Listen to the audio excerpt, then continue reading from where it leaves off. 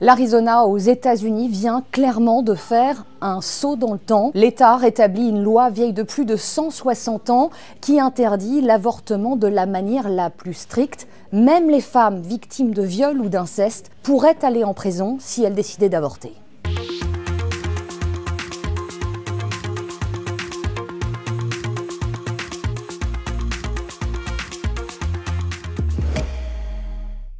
Ce mardi 9 avril, la plus haute juridiction de l'État, la Cour suprême, a pris une décision radicale, considérant qu'une loi vieille du 19e siècle, il y a plus de 160 ans, était conforme. Elle interdit donc de pratiquer l'avortement sur des femmes.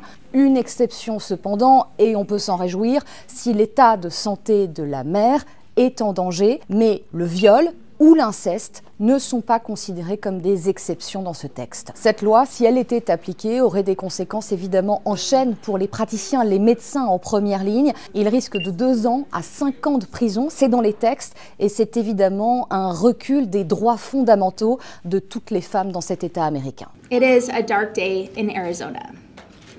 C'est une journée sombre pour l'Arizona. La Cour suprême a rendu son verdict et a confirmé l'interdiction d'avortement la plus dure de tout le pays. Extreme abortion bans in the country.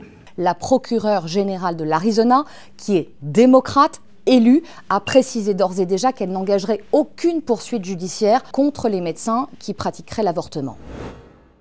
Ils sont en train d'autoriser une loi qu'aucun Arizonien vivant aujourd'hui n'a jamais votée ou même soutenue.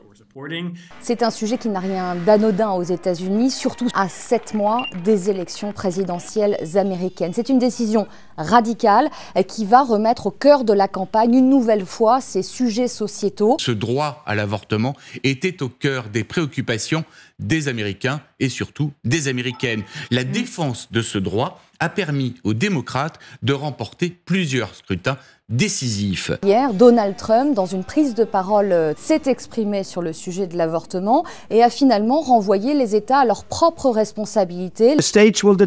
Les États décideront eux-mêmes, soit par un vote, soit par une loi. Quelle que soit leur décision, elle doit faire loi.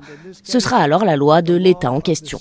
Un pari risqué, là où ses supporters les plus conservateurs attendaient une interdiction totale au niveau fédéral et non pas au niveau des États. Trump propose de laisser le choix à chaque État. Au fil des mois, on s'aperçoit que Donald Trump est de plus en plus prudent sur cette question, car il se rend compte aussi que ce sont des mesures très impopulaires et il y a une volonté sans doute de sa part de changer son image politique. Face à face, deux Amériques qui ne se comprennent plus. Dialogue impossible entre une famille anti-avortement venue célébrer la décision de la Cour suprême et le reste de la foule. Il faut savoir qu'aux États-Unis, depuis 2022, chaque État américain est libre de légiférer sur le sujet de l'avortement. En fait, il y a 2 ans, la protection constitutionnelle de ce droit à l'avortement a été annulée par la Cour suprême.